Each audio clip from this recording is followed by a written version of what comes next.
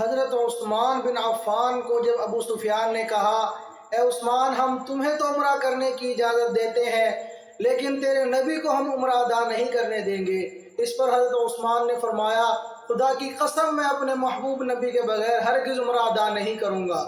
اس بات کو طاہر نے بڑے خوبصورت اشعار میں قلم بند کیا ہے۔ حضرت عثمان نے فرمایا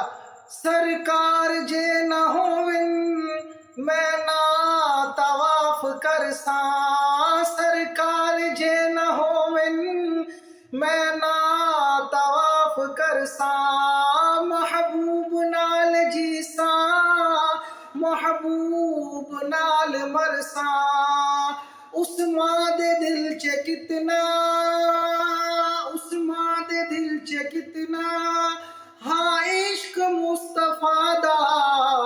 عرش بری تے چرچا۔